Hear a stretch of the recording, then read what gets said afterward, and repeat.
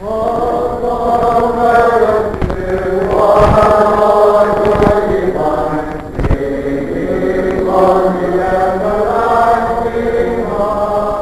ye into all the world and preach the gospel to every creature.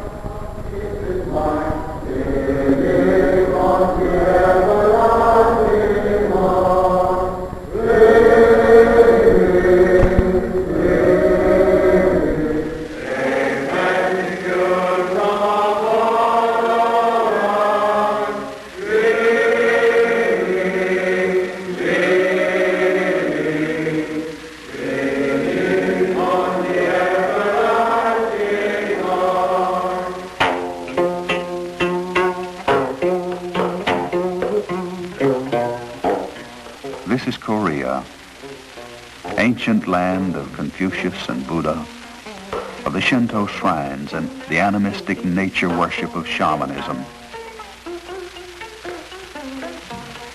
Land of the morning calm. This is Korea, where millions are receptive to the gospel and waiting to be baptized into Jesus Christ.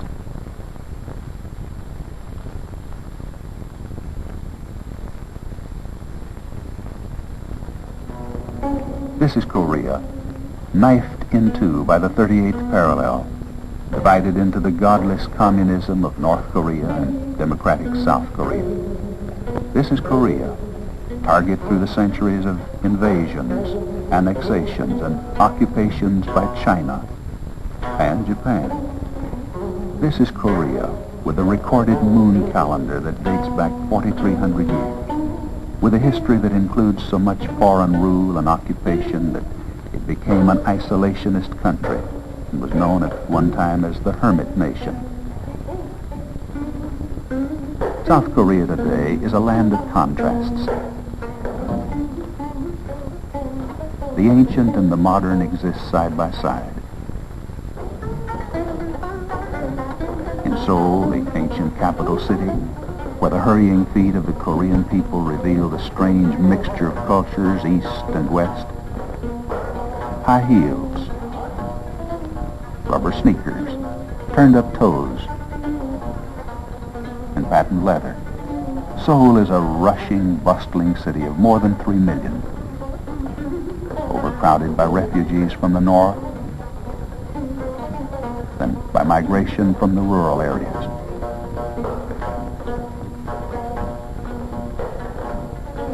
The new is accepted, but the old is not abandoned. Korea is a people rushing to catch up. The thunder of modern jet passenger planes echoes through the ancient valleys of Korea, and these reverberations stir the minds and hearts of a people yearning for a better life, of a people searching and waiting, receptive and eager for better ways, physically and spiritually.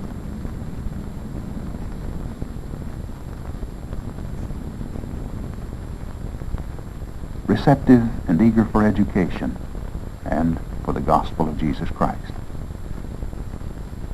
This is the main building of Korea Christian College, a mission Bible school established near Seoul in 1958. Around this school, directed by missionaries of Churches of Christ, revolves the Mission to Korea. The missionaries, sponsored by congregations and members of the church in the United States, work here in training Korean teachers and preachers. Within the walls of Korea Christian College lies the hope of South Korean students to learn the lessons of the gospel, to learn how to lead their people out of the dark past, out of the not too promising present, into the enlightenment of Christ and a better way of life. It's here that God and Christ are the central themes of the college courses. Requirements for graduation are 160 credit hours, including 54 hours of required Bible subjects, a detailed study of both the Old and New Testaments, and 56 hours of religion, religious education, and religious social work. Classes are taught by a faculty composed of 5 American missionaries, 4 full-time Korean teachers, and 9 part-time teachers. 뭐 여러 가지 방법이 있어요. 하나님이 명령하신 그대로 우리가 잘 The enrollment is about 100 students per semester. 근데 네. 제가 한시 오늘 왔는데 The college slogan is teaching faithful men to teach others. 그런데 그 세례도 물 속에 들어가서 이렇게 세례를 받는 것이 Between classes, the stairways and corridors of Korea Christian College are not unlike those of any other college.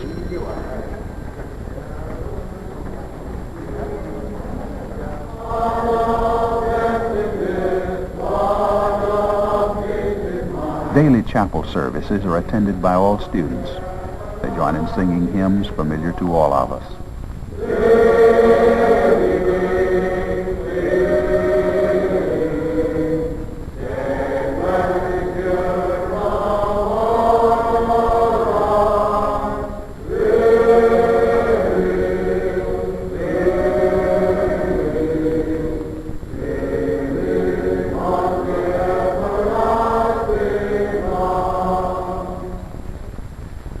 제가 지금 봉독하여 올리겠습니다.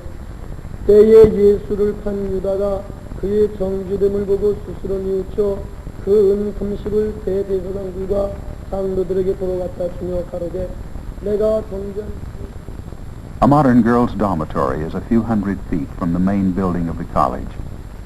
The tile-roofed brick structure is fully equipped with bath and kitchen facilities and has room to house 32 girl students. The day's activities get underway with songs of faith. The refrain is unmistakable, and the old familiar words communicate their meaning, even in the Korean language.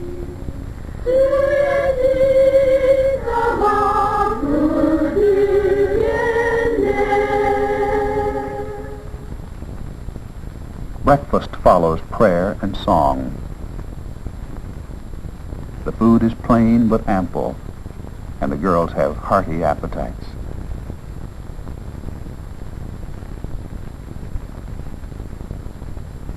Facilities at the boys' dormitory, over a ridge and about a 10-minute walk from the administration building, are not as good as those provided for the girls. There is now a pressing need for a new boys' dormitory with more room and better facilities. The homes of the missionaries from the United States are part of the college campus and compound. Here the whole purpose in life is to teach and preach the gospel. The dairy at the mission was founded on the basis of the Cows for Korea program, supported by various congregations in the United States. A good basic herd of cows, Holsteins and Guernseys, were provided for the program.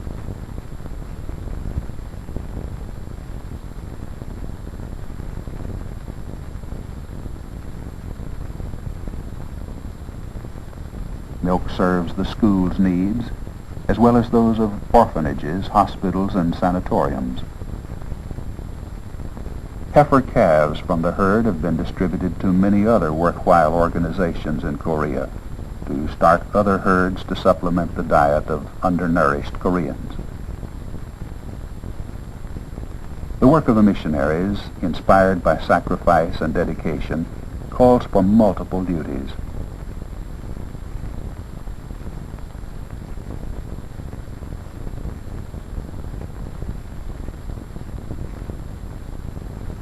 Dr. Sid Allen, a veterinarian who also teaches a daily Bible class, knows how to cure a calf as well as preach the gospel.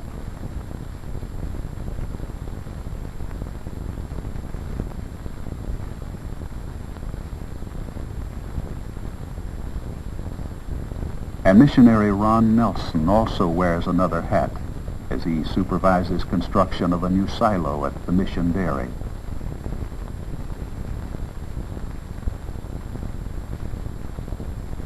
Dr. Allen believes in practicing what he preaches in his mission to Korea. Upon receiving word that a Korean farmer has a sick ox, he sets out to see what can be done to help the man's work animal. Rural roads permit a truck to go only so far, and Dr. Allen resorts to man's oldest form of locomotion, attracting followers like a Pied Piper.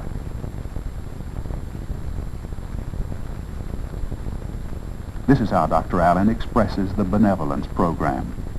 The command and examples to help the poor, the needy, the widows, and orphans are repeated throughout the Bible. In Korea, the church is confronted daily with the needs of the hungry, the naked, and the sick. The ox is a primitive source of power to Western eyes, but his use is peculiarly effective for the slow rhythm of rice paddy plowing. Dr. Allen feels, as do all the missionaries of the Church of Christ in Korea, that the most significant and most lasting benevolence follows the philosophy that the best way to help a person is to help him help himself.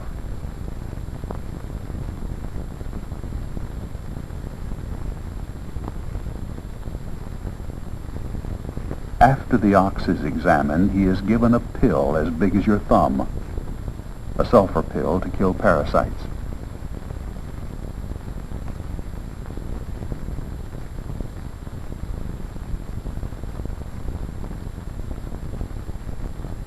Another sermon and service, a live demonstration of love thy neighbor, has been achieved and gratefully acknowledged. The mission of the Church of Christ to Korea operates a clinic as part of the mission compound to examine and treat needy patients. This, too, is a Christian way to lead Koreans to Christ. Mothers bring their sick children to the clinic for treatment by a full-time nurse.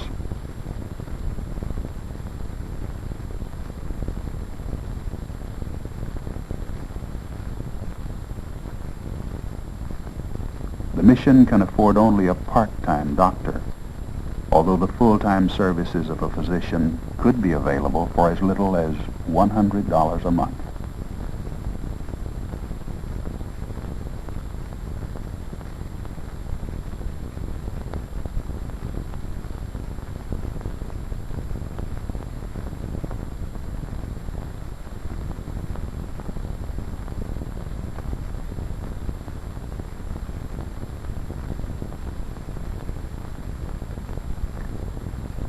A grateful and relieved Korean mother gets medicine to continue the treatment, and literature on the Christian way for her entire family. Next door is the welfare office, good warm clothing donated by United States congregations to lessen the sting of Korean winters. The distribution of clothing to the Korean people is only part of the mission social welfare program. A valuable instrument of the missionaries is the mission print shop. The press and some of the equipment used in the print shop are old and obsolete, but much of the literature used by the missionaries is printed here. The print shop has one machine which makes the characters of the Korean language into type. Nearly all Koreans are literate and have a high regard for all printed material, most especially literature of good quality printing. Despite the privations, much has been accomplished since the first Church of Christ in Korea was established in November 1930. That was when S.K. Dong, a Korean converted to Christianity, broke the ice of a Korean river and baptized 20 Koreans into Christ. Many others have contributed their time and effort, their inspiration, their sacrifice, and their dedication to the development of the Church of Christ mission to Korea. Men like Dan Hardin, Dean of Korea Christian College, and Malcolm Parsley, who teaches the Bible and preaches the gospel toward the fulfillment of Christ in Korea. Men like Bill Richardson and O.P. Baird.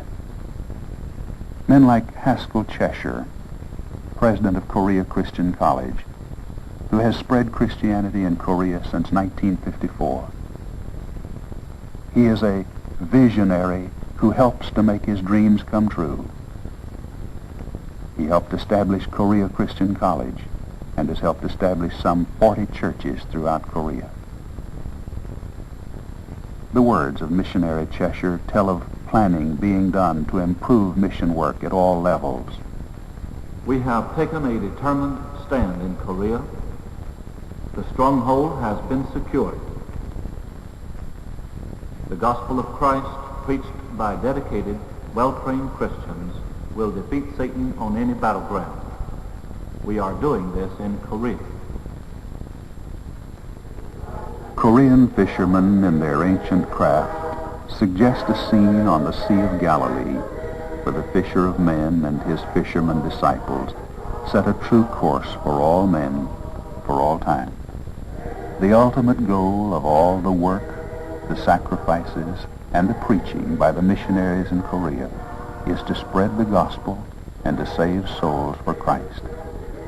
Here on the sandy shores of the great Han River, as in other waters of Korea, the young,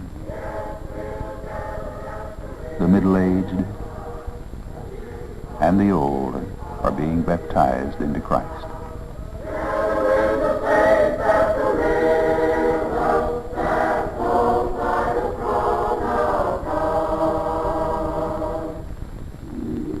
Missionary Cheshire sums it up this way. We are in the work.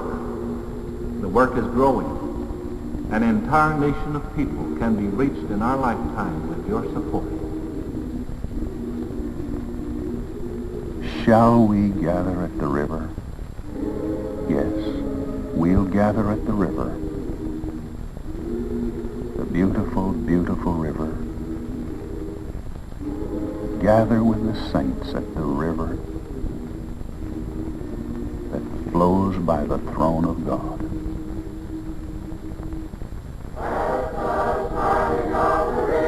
Scenes like this are now being repeated throughout South Korea. You can share in this harvest. Many millions of Koreans are receptive to Christ and are awaiting the word. You can share in this harvest if you'll only open up your heart and say with Christ, come unto me, and I will give you rest.